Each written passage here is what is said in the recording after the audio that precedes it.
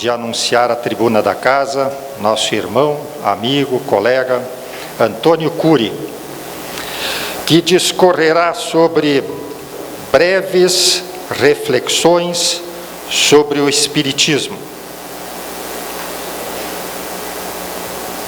Seja muito bem-vindo e, neste momento, a palavra é sua. Escolhi esse tema para brevemente trocarmos algumas reflexões sobre o Espiritismo. Porque o mês de abril é particularmente especial à doutrina espírita. No mínimo por duas razões. A primeira é que no dia 1º de abril de 1858, no século XIX, portanto, foi fundada a Sociedade Parisiense de Estudos Espíritas, também chamada de Sociedade Espírita de Paris, que é considerada o primeiro centro espírita do mundo. E o segundo motivo, que na verdade deveria ser o primeiro, é que dia 18 de abril, agora passado, há 4 dias, completaram-se 162 anos do lançamento do livro O Livro dos Espíritos, que é a obra fundamental do Espiritismo. Ele foi lançado no dia 18 de abril de 1857, em Paris, França, num sábado de primavera. Portanto, temos 4 dias além de 162 anos. Em termos históricos, esse período é muito pequeno. 162 anos para a história é um período pequeno. Mas, nada obstante ser pequeno, o resultado que trouxe o lançamento desta obra, que é a fundamental do Espiritismo, foi excepcional. Porque há profitentes, seguidores, trabalhadores e simpatizantes em todos os quadrantes da Terra. Basta dizer que, para citar só esta obra, e Allan Kardec escreveu 23 obras, basta dizer que esta obra já foi traduzida para o chinês, ou para o mandarim, para o árabe, para o espanhol, para o inglês, para o italiano, para várias línguas, a língua que se fala na Tchecoslováquia, na Hungria e etc. Tal a penetração que o livro teve e o acolhimento diante dos princípios ali lançados. Sem falsa modéstia, eu diria que não é sem razão que tudo isto acontece, porque o Livro dos Espíritos, como o Espiritismo em si, é capaz de transformar a vida de todos nós para melhor, de maneira visível, a olhos nus. Por quê? Porque Allan Kardec, e para quem não sabe, Allan Kardec é um pseudônimo do professor Hippolyte Léon Denisard Rivail, que era um educador com diversos livros escritos na França, particularmente sobre educação, muitos dos quais adotados pelas escolas francesas e até mesmo pela Universidade da França. Para citar um exemplo, o livro Estudo Prático e Teórico de Aritmética, do professor Hippolyte Rivail, foi adotado pelas escolas francesas durante 49 anos seguidos. 49 anos. Mais de 2 gerações usaram este livro. Para citar um apenas. Então, Allan Kardec é o pseudônimo do professor Hippolyte Léon Denisard Rivail. E com o lançamento desta obra, ele trouxe algo que revolucionou o mundo. Ou seja, mostrou e demonstrou que existe um mundo invisível. o mundo espiritual e comprovou que o mundo espiritual é a vida verdadeira, de onde proviemos todos e para onde todos retornaremos um dia, cada qual a seu tempo. Isto constituiu uma verdadeira revolução, porque mostrar e demonstrar a existência do invisível, e as pessoas, em geral, até hoje, têm uma certa resistência em relação às coisas que não se veem. Em fevereiro, eu mencionei aqui uma delas apenas, que era o vento.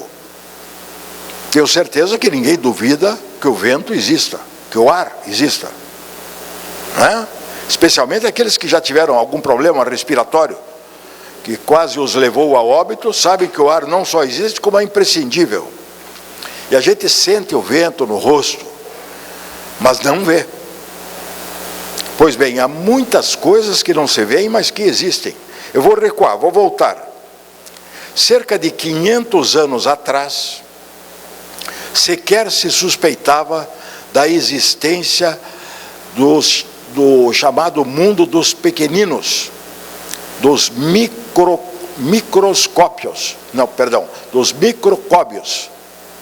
Será que falei certo? Microscópios, sim.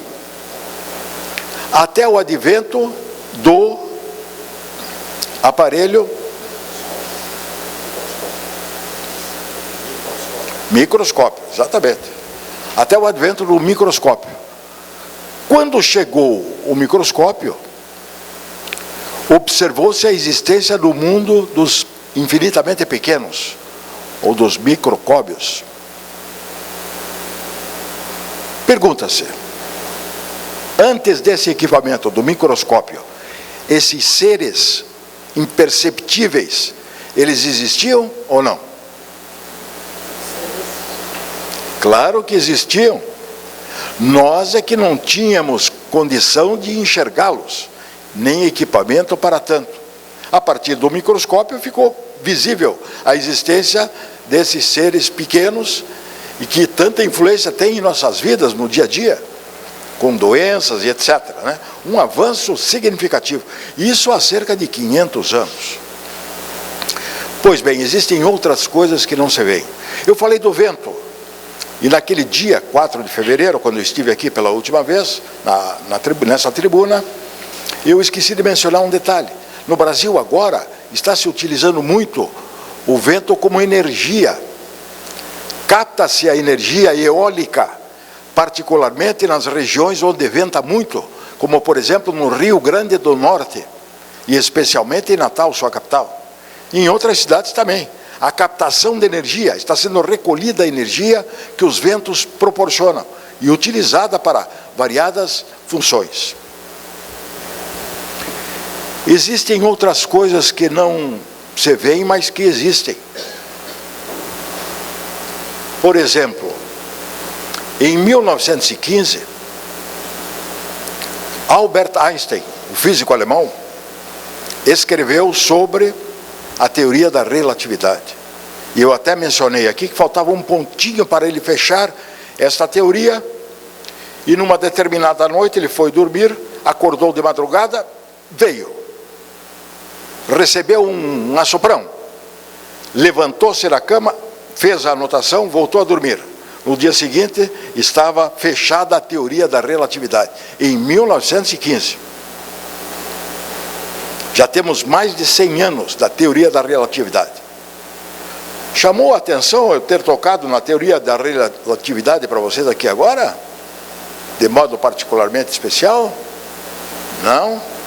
É que no dia 10 de abril, agora, há 12 dias atrás, foi publicada uma foto do buraco negro.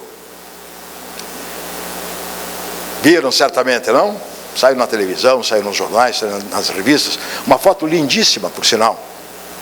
Confirmando a teoria da relatividade de Einstein, do físico alemão Albert Einstein, de 2015. Há 104 anos, portanto, atrás. E esse buraco negro traz coisas incríveis. As informações que eu obtive, eu não sou astrônomo, não tenho ligação nenhuma com a astronomia, mas li uma grande reportagem sobre esse assunto. Há 2 anos eles estão preparando essa foto, uma equipe, com vários telescópios de altíssima qualidade, de altíssimo nível, em 5 países do mundo. Um deles aqui na América do Sul, no Chile, no deserto de Atacama.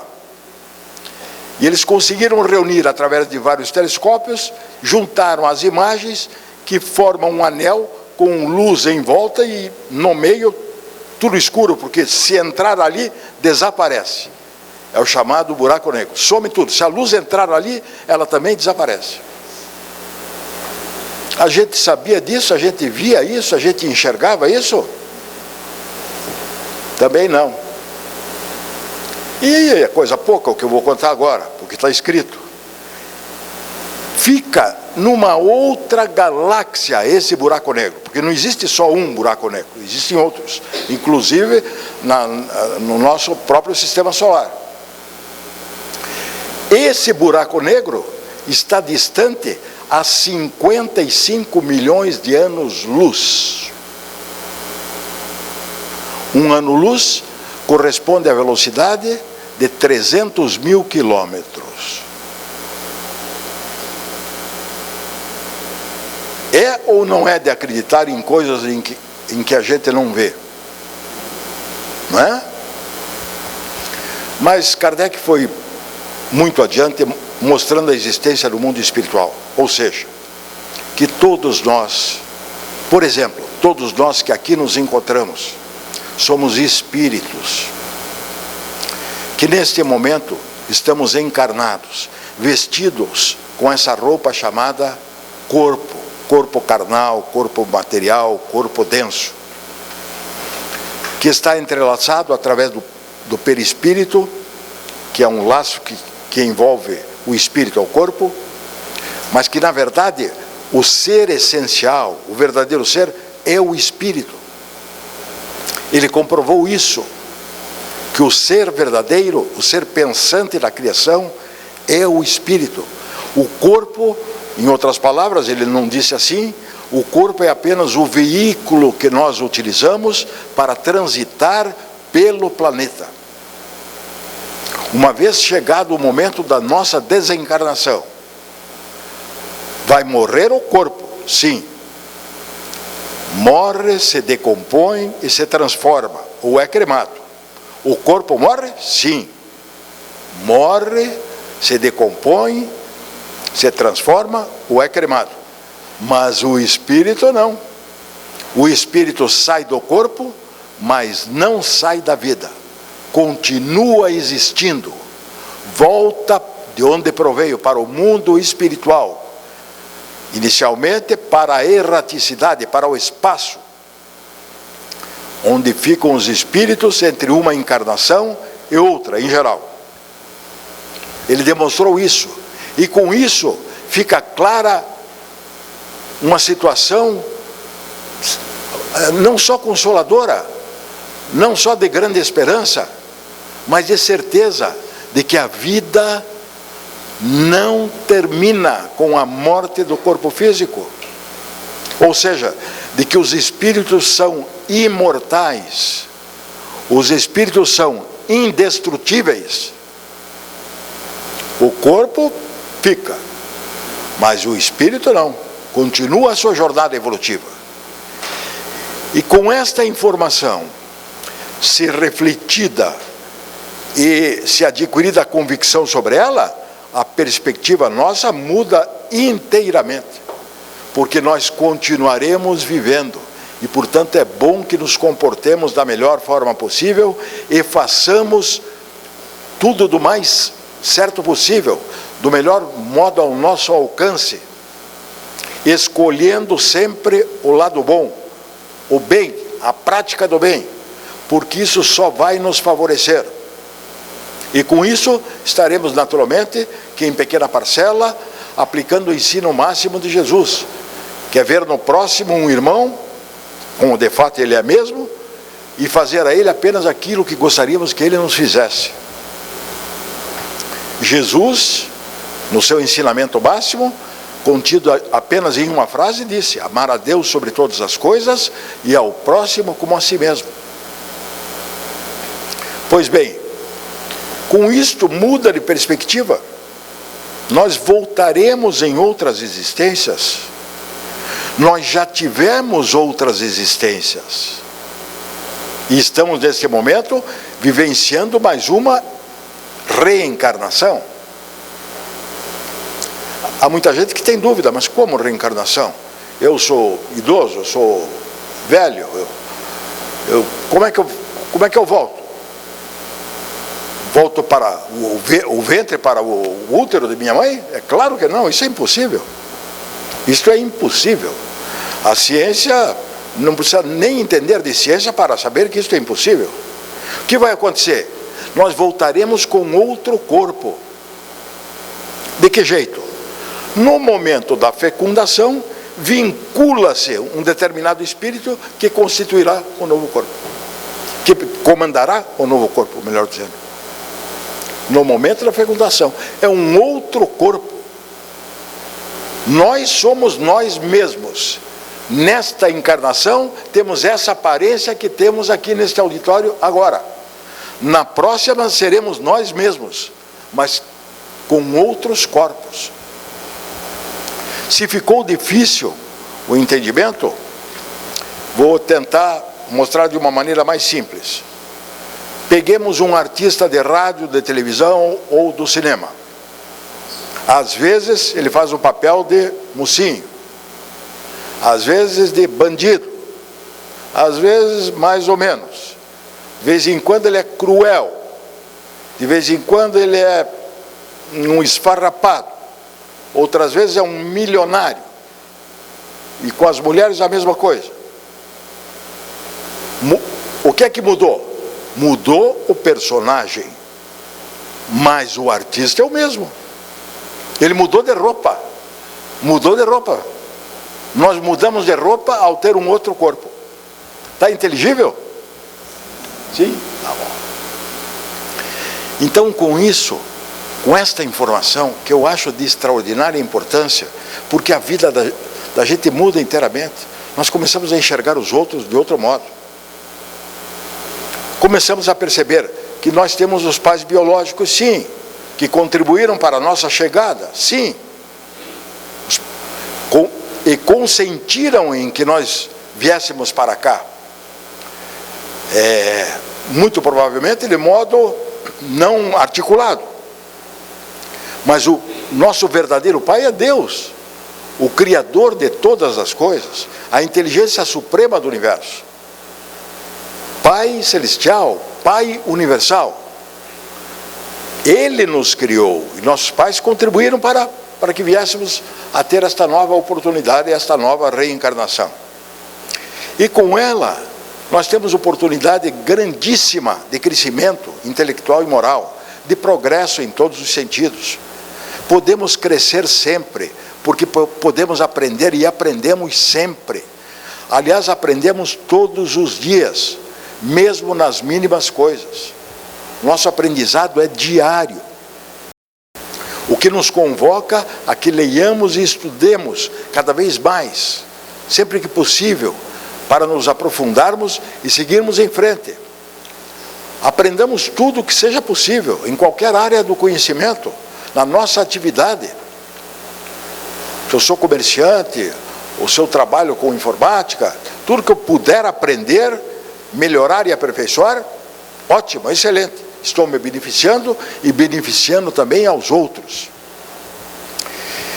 E nesse aspecto, quando passamos a enxergar os outros de outro modo, nós passamos a ter outra conduta, outra postura, outra compostura.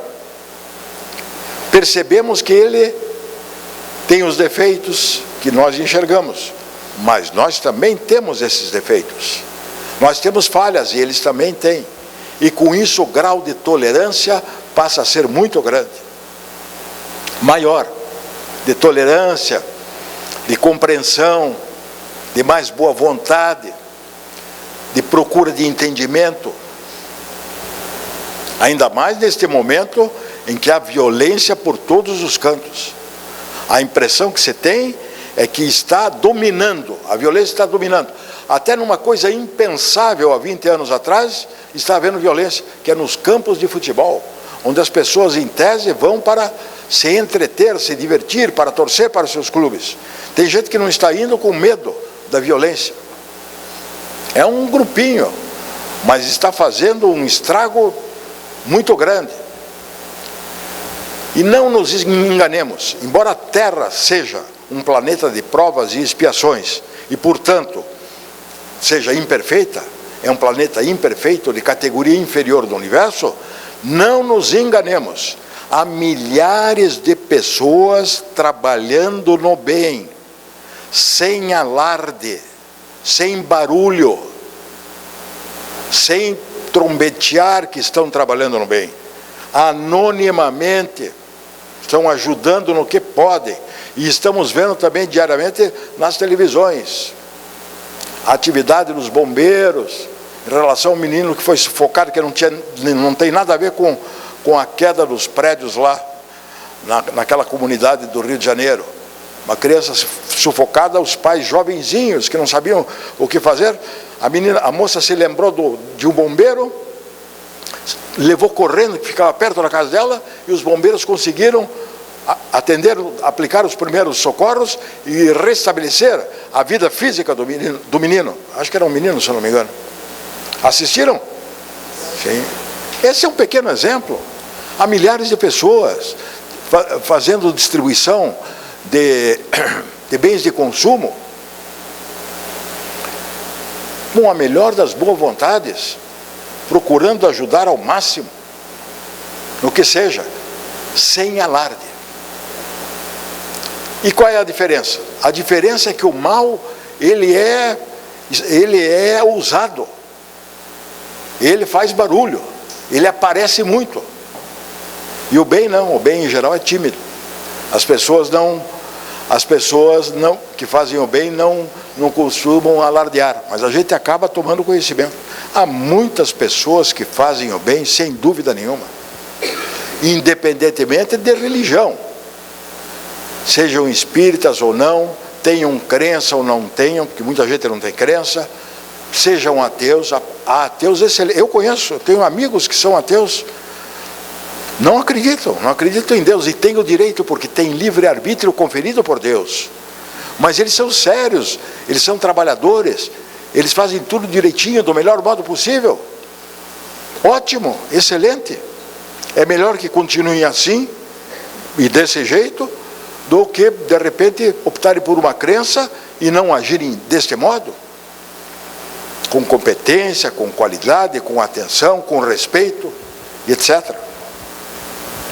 Pois bem, com tudo isso, há um punhado de informações que o Espiritismo nos traz que mudam a nossa vida. O primeiro deles está na Revista Espírita de julho de 1859, que diz que o objetivo do Espiritismo é tornar melhores os que o compreendem. Então, quem compreender o Espiritismo torna-se, por este simples motivo, melhor. Uma pessoa melhor, mais agradável, mais bem-humorada, mais tolerante, mais compreensiva, mais caridosa. O objetivo do Espiritismo é o melhoramento geral do ser humano, do homem, está escrito lá, mas o homem como ser humano, homens e mulheres. Este é o objetivo maior do Espiritismo, melhoramento geral. Só por este significado, só por este objetivo, eu tomaria a ousadia de dizer que, se a doutrina espírita fosse uma ficção, e evidentemente, é claro que não é, só por isso já teria valido. Ter por objetivo tornar as pessoas melhores, que se relacionem melhor, que respeitem mais o próximo, sejam respeitosas e respeitadoras, que atendam no que seja possível, que pratiquem a caridade. Qual o verdadeiro sentido da caridade como entendia Jesus? Como está na questão 886. 3 letrinhas para a gente não esquecer. BIP, B-I-P, B, benevolência para com todos, indulgência para com as imperfeições alheias e perdão das ofensas. Isto é a verdadeira caridade, pregada por Jesus. O Espiritismo nos ensina, direta ou indiretamente, como é importante e como é bom ser humilde e ser simples. Optar pela humildade, porque as maiores chagas da nossa sociedade até hoje são o egoísmo e o orgulho. Isso para não falar do ciúme, do ódio, etc. As maiores chagas da humanidade continuam sendo o orgulho e o egoísmo. Como é que nós podemos combater isso? Com altruísmo, com caridade, seguindo o exemplo de Jesus, com humildade, com simplicidade. Jesus, o Cristo, foi a pessoa mais humilde, a pessoa mais simples que já pisou neste planeta. Simples em tudo, no vestir, no se alimentar, no falar, na postura, na compostura, no jeito que tinha. Falava com pessoas simples, de um modo tal que elas pudessem entender. E quando ele percebia que elas não entendiam, ele usava muitas vezes parábolas para facilitar o entendimento. E o Espiritismo, que é cristão, o que é que fez? Trocou as parábolas, porque decorridos vários anos, por uma linguagem direta, acessível a todos. E os livros espíritas aí estão, e tem um custo muito baixo, porque o objetivo não é ter lucro, grandes lucros. O lucro que é obtido reverte em obra social, como acontece aqui na Casa de Jesus, onde há mais de 100 famílias sendo atendidas no núcleo espírita Erna Schmidt, em Camboriú, na cidade vizinha, no bairro Conde Vila Verde. Decorei já? Sou novato aqui, mas estou decorando. Mais de 100 famílias sendo atendidas por doações que todos nós trazemos, cada qual quanto pode. Doações de alimentos. E eles recebem também atendimento médico, odontológico, assistência social, tem palestras espíritas, tem orientação. Todos estamos em condições de fazer isso, seguir o exemplo de Jesus. Vejam, decorrem mais de 20 séculos e ele é tido como o paradigma a ser seguido. Jesus, o Cristo, simples em tudo, humilde em tudo. Nós também podemos seguir esse exemplo. Isso vai acontecer da noite para o dia? Não. Seria uma ilusão pensar que amanhã nós vamos levantar de outro modo. Seremos os mais simples e os mais humildes da terra. Não, mas isso é passível de conquista. Nós temos condições de conquistar. A humildade se conquista, a simplicidade se conquista. E está na simplicidade, a meu ver, e aí é uma opinião pessoal, um dos maiores segredos da vida. Ser simples em tudo. Obtém felicidade nas coisas simples, porque a felicidade não é algo que esteja ali naquela cadeira, eu chego lá, alcanço, pego aquele pacote e estou com a felicidade na mão. Não, felicidade é feita de momentos fugidios, rápidos, muito ligeiros, que nós podemos construir de uma maneira bem simples, bem agradável. A felicidade é o caminho, como disse o poeta, né? A felicidade é o caminho. A felicidade está no caminho. E a busca da felicidade, acho que seja um objetivo quase que geral. E como é que nós poderemos ser mais felizes? Sendo mais simples, mais humildes, com melhor comportamento, com melhor entendimento, com melhor tratamento, sendo pessoas mais agradáveis, recebidas em qualquer lugar bem por outras pessoas, recebendo bem aos outros, às outras pessoas, etc. Não é preciso de muita coisa para ser feliz. Tem gente que tem como telefinalismo ficar rico, materialmente falando, economicamente falando, financeiramente falando. Com todo respeito, a um enorme equívoco. É legítima a aspiração de bem-estar, é legítima. A pessoa trabalha honestamente, reúne recursos para obter conforto e bem-estar, é legítimo, honestamente, não trapaceia, não engana os outros, à custa do seu trabalho honrado e digno, é legítimo. Mas fazer fortuna, os bens da terra na terra ficarão. Todos nós sabemos disso. Quando chegar a nossa desencarnação, os bens que tivermos amealhado, serão transferidos aos nossos herdeiros ou sucessores. O que nós somos? Somos apenas usufrutuários desses bens. Estamos usando e dispondo, usando e fruindo. Dispondo não, porque o usufrutuário não dispõe dos bens. Quando chegar a desencarnação de nossos herdeiros ou sucessores, os bens passarão para os herdeiros ou sucessores deles, e assim sucessivamente, passa de mão em mão. Então não levamos nada para o lado de lá, em termos materiais, nada. Como se dizia muito antigamente no século passado, nem um sapato furado vai conosco. Agora, vão conosco o conhecimento obtido e consolidado, que tivermos conseguido conhecer, aprender, e as virtudes conquistadas, as virtudes que conquistamos, a bondade, o altruísmo, a caridade, o amor, isso tudo levaremos conosco e fará parte de nós. Porque quando o espírito se desprende do corpo que pereceu, ele volta para o plano espiritual, mas não esqueçamos, o espírito é o arquivo da memória. Vou repetir pela importância. O espírito, que é o verdadeiro ser, é o ser pensante da criação, é o arquivo da memória. Leva tudo com ele. Ninguém lhe tira, ninguém lhe rouba, não há ladrão que roube.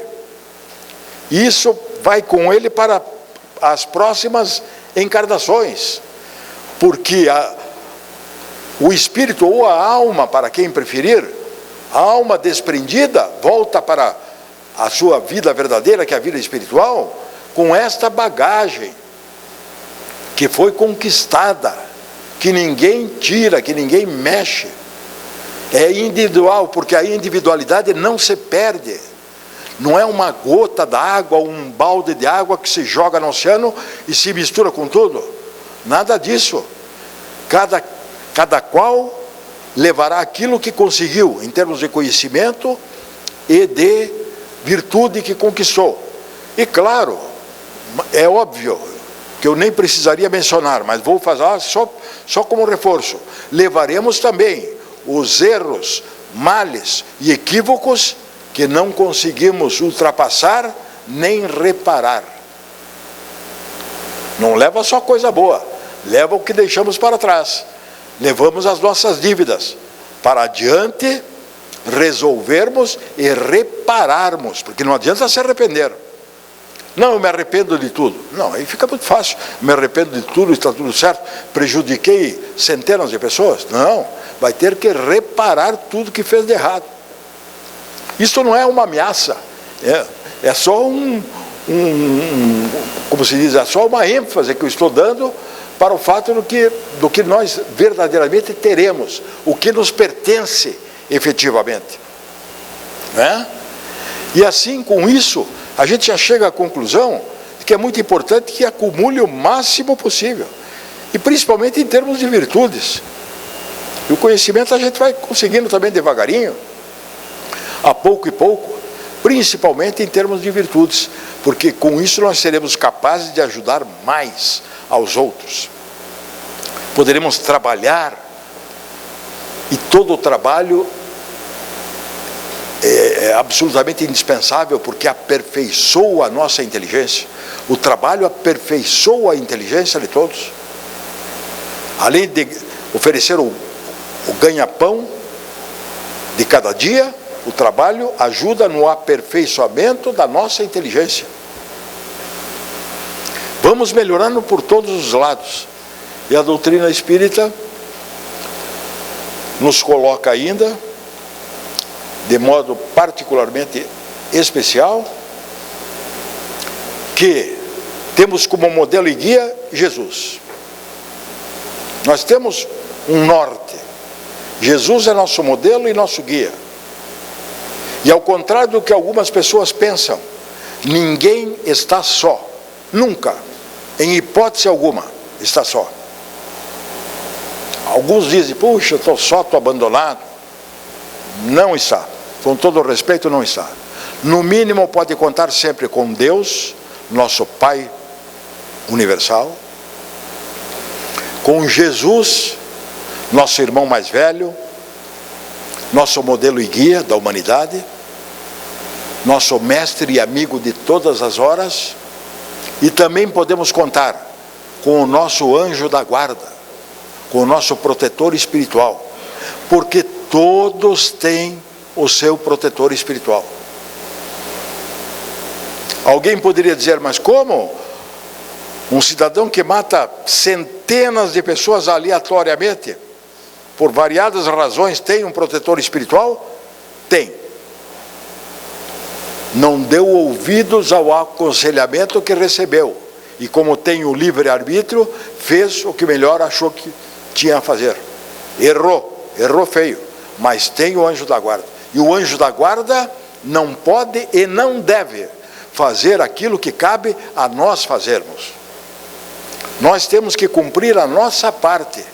Ele está lá zelando, como um pai zela pelos filhos, cuidando da melhor maneira possível, encaminhando, etc. Mas a nossa parte, a parte de cada um, tem que ser feita por nós, e do melhor modo possível, sempre, em qualquer coisa. De maneira que nós não estamos nunca sós. E com essas rápidas pinceladas, não sei se me fiz entender, mas o Espiritismo,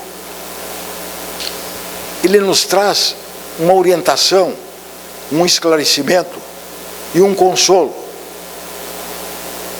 Existem milagres? Não existem milagres. A gente às vezes fala, puxa, isso aqui foi um milagre. Não existe. Né? Aliás, ontem, o que nos convoca a que leiamos e estudemos cada vez mais, sempre que possível, para nos aprofundarmos e seguirmos em frente.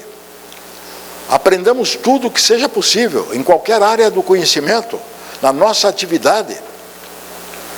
Se eu sou comerciante, o seu trabalho com informática, tudo que eu puder aprender, melhorar e aperfeiçoar, ótimo, excelente. Estou me beneficiando e beneficiando também aos outros. E nesse aspecto, quando passamos a enxergar os outros de outro modo, nós passamos a ter outra conduta, outra postura, outra compostura. Percebemos que ele tem os defeitos que nós enxergamos, mas nós também temos esses defeitos. Nós temos falhas e eles também têm. E com isso o grau de tolerância passa a ser muito grande. Maior, de tolerância, de compreensão, de mais boa vontade, de procura de entendimento. Ainda mais neste momento em que há violência por todos os cantos. A impressão que se tem é que está dominando, a violência está dominando. Até numa coisa impensável há 20 anos atrás, está havendo violência, que é nos campos de futebol, onde as pessoas em tese vão para se entreter, se divertir, para torcer para os seus clubes. Tem gente que não está indo com medo da violência. É um grupinho, mas está fazendo um estrago muito grande. E não nos enganemos, embora a Terra seja um planeta de provas e expiações, e portanto seja imperfeita, é um planeta imperfeito de categoria inferior do universo, não nos enganemos. há milhares de pessoas trabalhando no bem, sem alarde, sem barulho, sem trombetear que estão trabalhando no bem, anonimamente, estão ajudando no que podem, e estamos vendo também diariamente nas televisões, a atividade dos bombeiros, em relação ao menino que foi sufocado, que não tem nada a ver com a queda dos prédios lá, naquela comunidade do Rio de Janeiro. Uma criança sufocada, os pais jovenzinhos que não sabiam o que fazer. A moça se lembrou de um bombeiro, levou correndo, que ficava perto da casa dela, e os bombeiros conseguiram atender, aplicar os primeiros socorros e restabelecer a vida física do menino. Acho que era um menino, se eu não me engano. Assistiram? Sim. Esse é um pequeno exemplo. Há milhares de pessoas fazendo distribuição de bens de consumo com a melhor das boas vontades, procurando ajudar ao máximo, no que seja, sem alarde. E qual é a diferença? A diferença é que o mal, ele é ousado, ele faz barulho, ele aparece muito. E o bem não, o bem em geral é tímido. As pessoas que fazem o bem não costumam alardear, mas a gente acaba tomando conhecimento. Há muitas pessoas que fazem o bem sem dúvida nenhuma, independentemente de religião, sejam espíritas ou não, tenham crença ou não tenham, porque muita gente não tem crença, sejam ateus. Há ateus excelentes. Eu tenho amigos que são ateus, não acreditam em Deus, e têm o direito, porque têm livre-arbítrio conferido por Deus. Mas eles são sérios, eles são trabalhadores, eles fazem tudo direitinho, do melhor modo possível. Ótimo, excelente. É melhor que continuem assim, e desse jeito, do que, de repente, optarem por uma crença e não agirem deste modo. Com competência, com qualidade, com atenção, com respeito, etc. Pois bem, com tudo isso, há um punhado de informações que o Espiritismo nos traz que mudam a nossa vida. O primeiro deles está na Revista Espírita de julho de 1859, que diz que o objetivo do Espiritismo é tornar melhores os que o compreendem. Então, quem compreender o Espiritismo torna-se, por este simples motivo, melhor. Uma pessoa melhor, mais agradável, mais bem-humorada, mais tolerante, mais compreensiva, mais caridosa. O objetivo do Espiritismo é o melhoramento geral do ser humano, do homem, está escrito lá, mas o homem como ser humano, homens e mulheres. Este é o objetivo maior do Espiritismo, melhoramento geral. Só por este significado, só por este objetivo, eu tomaria a ousadia de dizer que, se a doutrina espírita fosse uma ficção, e evidentemente, é claro que não é, só por isso já teria valido.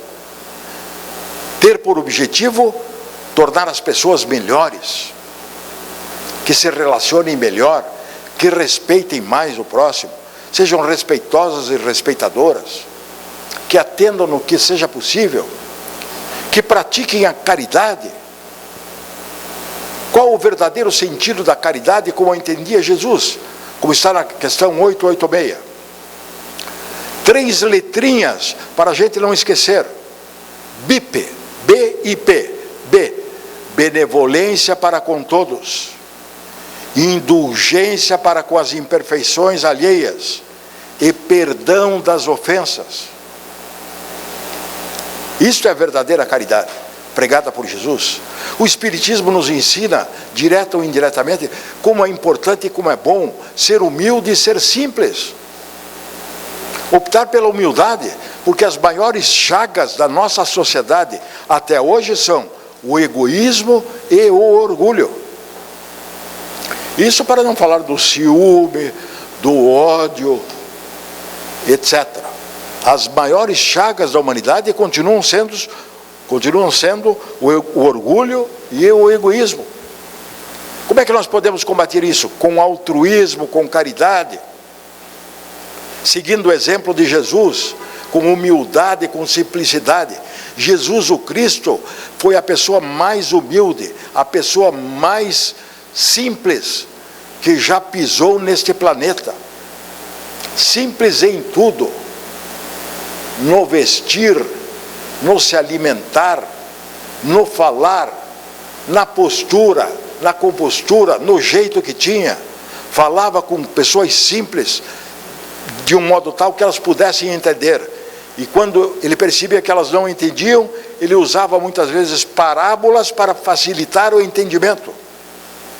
E o Espiritismo, que é cristão, o que é que fez? Trocou as parábolas, porque decorridos vários anos, por uma linguagem direta, acessível a todos. E os livros espíritas aí estão, e tem um custo muito baixo, porque o objetivo não é ter lucro, grandes lucros. O lucro que é obtido reverte em obra social, como acontece aqui na Casa de Jesus, onde há mais de 100 famílias sendo atendidas no núcleo espírita Erna Schmidt, em Camboriú, na cidade vizinha, no bairro Conde Vila Verde. Decorei já? Sou novato aqui, mas estou decorando. Mais de 100 famílias sendo atendidas por doações que todos nós trazemos, cada qual quanto pode. Doações de alimentos. E eles recebem também atendimento médico, odontológico, assistência social, tem palestras espíritas, tem orientação. Todos estamos em condições de fazer isso, seguir o exemplo de Jesus. Vejam, decorrem mais de 20 séculos e ele é tido como o paradigma a ser seguido. Jesus o Cristo, simples em tudo, humilde em tudo. Nós também podemos seguir esse exemplo. Isso vai acontecer da noite para o dia? Não. Seria uma ilusão pensar que amanhã nós vamos levantar de outro modo. Seremos os mais simples e os mais humildes da terra. Não, mas isso é passível de conquista. Nós temos condições de conquistar. A humildade se conquista, a simplicidade se conquista. E está na simplicidade, a meu ver, e aí é uma opinião pessoal, um dos maiores segredos da vida. Ser simples em tudo. Obtém felicidade nas coisas simples, porque a felicidade não é algo que esteja ali naquela cadeira, eu chego lá, alcanço, pego aquele pacote e estou com a felicidade na mão. Não, felicidade é feita de momentos fugidios, rápidos, muito ligeiros, que nós podemos construir de uma maneira bem simples, bem agradável. A felicidade é o caminho, como disse o poeta, né? A felicidade é o caminho. A felicidade está no caminho. E a busca da felicidade, acho que seja um objetivo quase que geral. E como é que nós poderemos ser mais felizes? Sendo mais simples, mais humildes, com melhor comportamento, com melhor entendimento, com melhor tratamento, sendo pessoas mais agradáveis, recebidas em qualquer lugar bem por outras pessoas, recebendo bem aos outros, às outras pessoas, etc. Não é preciso de muita coisa para ser feliz. Tem gente que tem como telefinalismo ficar rico, materialmente falando, economicamente falando, financeiramente falando. Com todo respeito, há um enorme equívoco. É legítima a aspiração de bem-estar, é legítima. A pessoa trabalha honestamente, reúne recursos para obter conforto e bem-estar, é legítimo, honestamente, não trapaceia, não engana os outros, à custa do seu trabalho, honrado e digno, é legítimo. Mas fazer fortuna, os bens da terra na terra ficarão. Todos nós sabemos disso. Quando chegar a nossa desencarnação, os bens que tivermos amealhado, serão transferidos aos nossos herdeiros ou sucessores. O que nós somos? Somos apenas usufrutuários desses bens. Estamos usando e dispondo, usando e fruindo.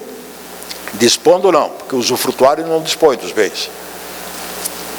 Quando chegar a desencarnação de nossos herdeiros ou sucessores, os bens passarão para os herdeiros ou sucessores deles, e assim sucessivamente, passa de mão em mão. Então não levamos nada para o lado de lá, em termos materiais, nada. Como se dizia muito antigamente, no século passado, nem um sapato furado vai conosco.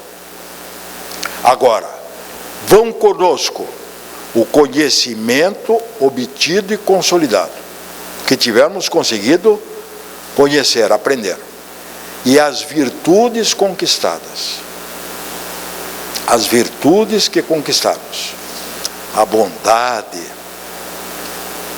o altruísmo, a caridade, o amor, isso tudo levaremos conosco e fará parte de nós, porque quando o espírito se desprende do corpo que pereceu, ele volta para o plano espiritual, mas não esqueçamos, o espírito é o arquivo da memória.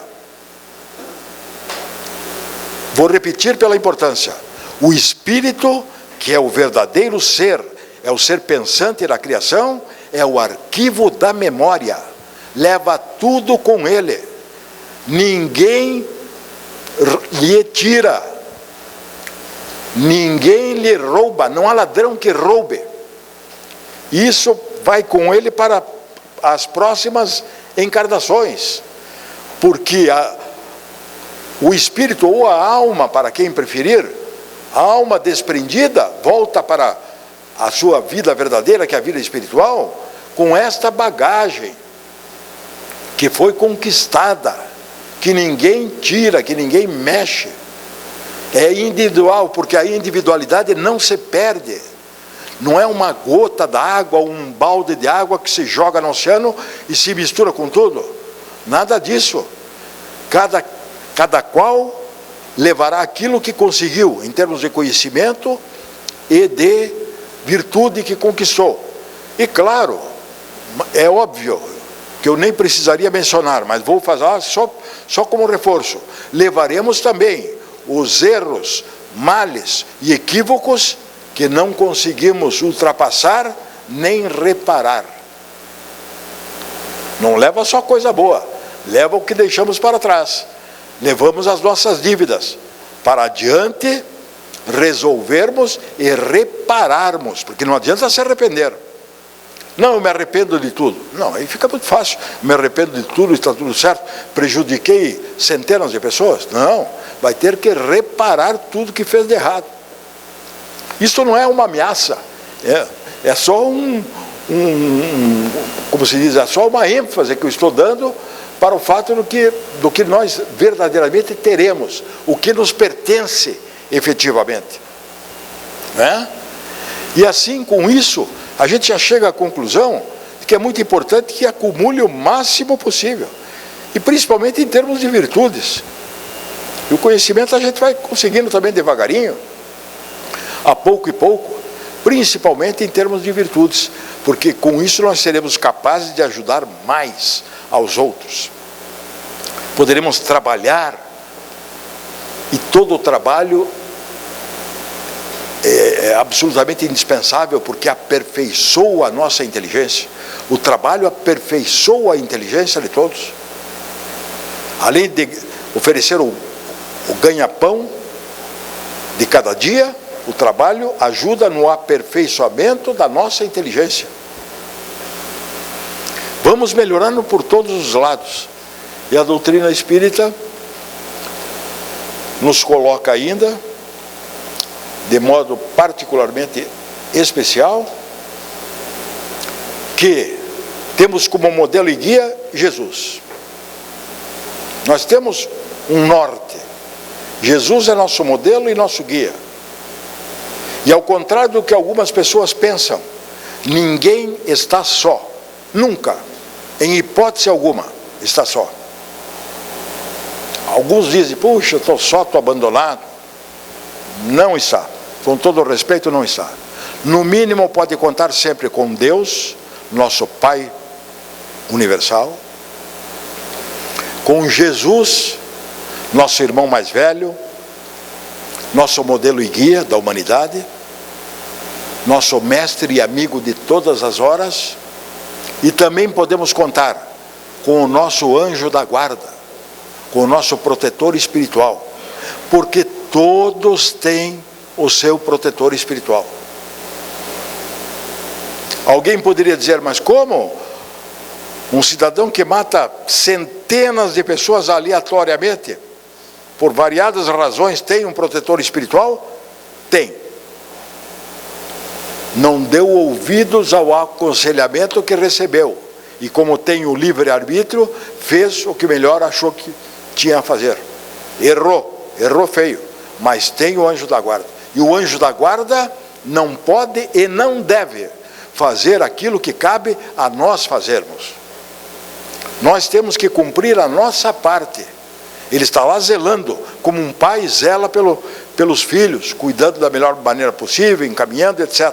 Mas a nossa parte, a parte de cada um, tem que ser feita por nós, e do melhor modo possível, sempre, em qualquer coisa. De maneira que nós não estamos nunca sós.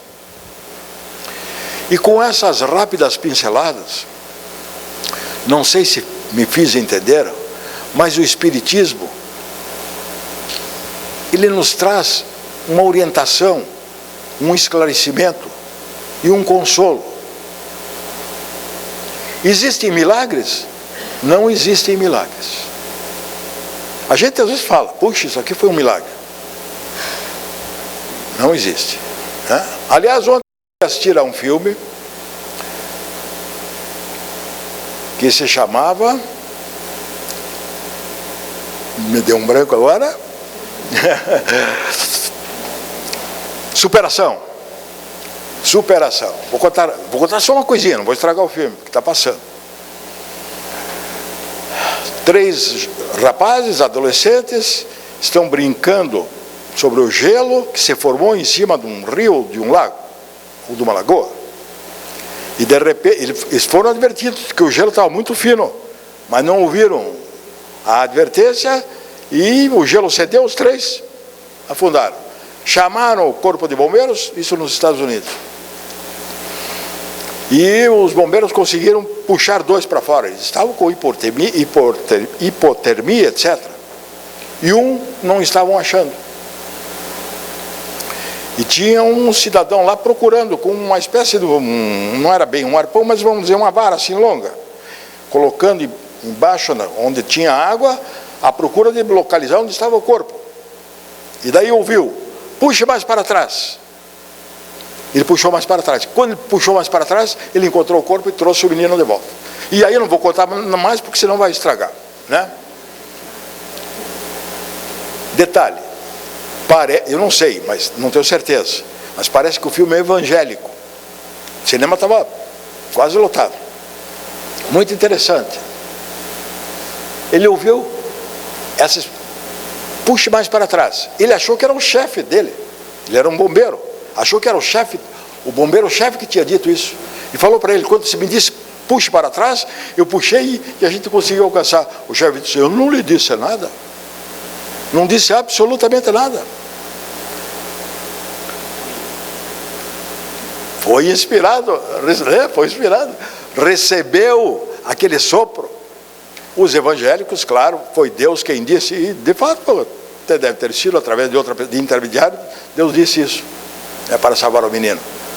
Muito interessante. Muito interessante. Então, quem de nós nunca ouviu uma vozinha dessa? Não vá por esse caminho. Olhe, preste atenção, veja bem. Calcule se não está pisando o terreno errado. Isso existe, a comunicação entre os espíritos, que a doutrina espírita claramente demonstra a possibilidade de conversar, de receber inspirações, como essa do Einstein, por exemplo, que recebeu o que faltava para fechar a teoria da relatividade. E com quantos de nós isso não acontece? Diariamente recebe uma inspiração. E outras vezes temos intuição, que é aquilo que a gente já tem retido, gravado, conquistado anteriormente, está lá latente, e daí vem uma intuição e você pratica aquele ato e acerta, né? E já que eu falei em cinema, eu vou dizer o seguinte: além desse filme, eu aproveitei e comprei o ingresso para o filme de Kardec, que vai ser lançado em 3.000 salas no Brasil, simultaneamente, a partir do dia 16 de maio. Inclusive, eu comprei para o dia 16 de maio porque já há uma pré-venda. Como eu não tenho lida praticamente com a tecnologia da informação, eu comprei na bilheteria, mas garanti o meu ingresso, ok?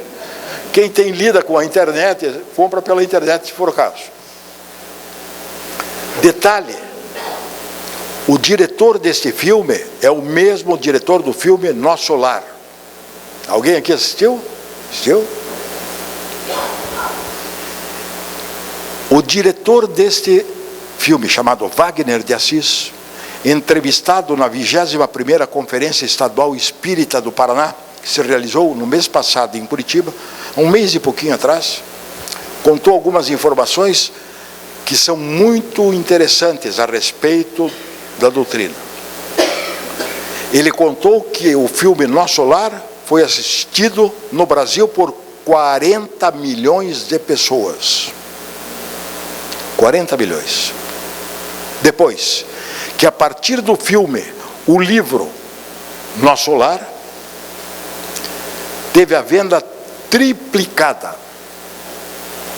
E agora vai ser lançado dia 16, o livro sobre Kardec, baseado no livro Kardec, a Biografia, o livro escrito por um jornalista chamado Marcel Souto Maior, que não é espírita.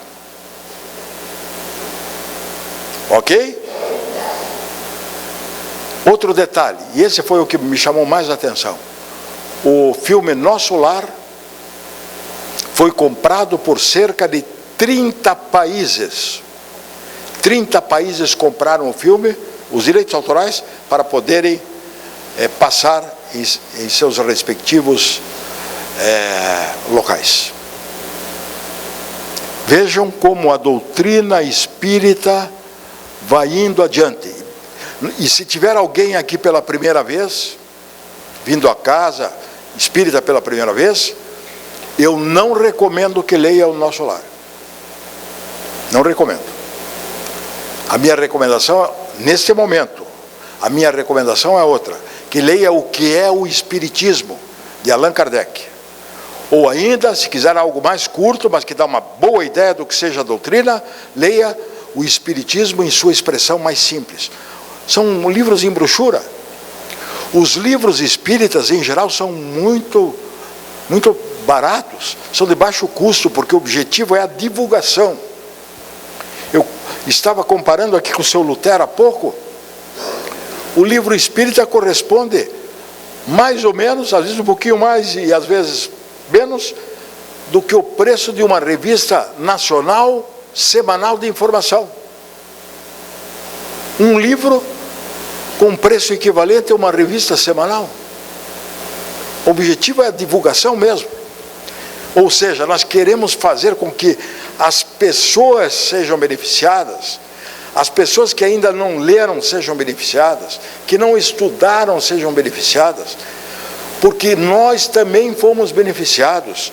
Nós também chegamos, como alguns de vocês estão chegando aqui pela primeira vez ou pelas primeiras vezes, chegando aqui recebendo esse benefício da orientação, do esclarecimento, mostrando que a vida é uma só, desdobrada, porém, em várias existências, que nós somos espíritos imortais e, portanto, viveremos para sempre.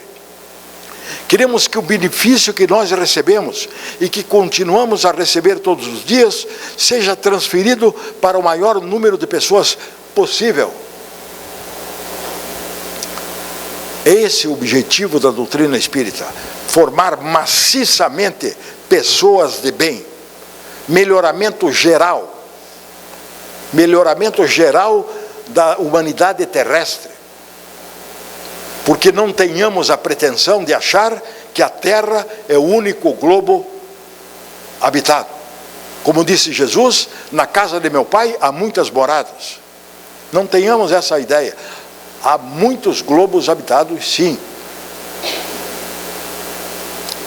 E então, formar pessoas de bem, voltadas para o bem e para a sua prática, que não hesitem, para terminar, que não hesitem um átimo de segundo sequer para fazer a escolha pelo bem sempre. Não ter dúvida alguma entre o bem e o mal, escolha o bem sempre. Por mais grave, por mais complicada, por mais difícil que sejam a situação, a circunstância, ainda que pareçam difíceis e graves, ou ainda que sejam difíceis e graves, optemos pelo bem sempre, sem qualquer hesitação, que jamais nos arrependeremos. Ninguém vai se arrepender de fazer o bem.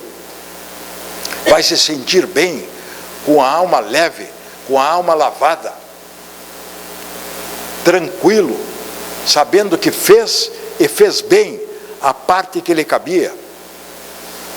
E sigamos em frente, crescendo sempre, intelectual e principalmente moralmente. Que o Senhor nos abençoe, ampare e proteja hoje e sempre. Muito obrigado.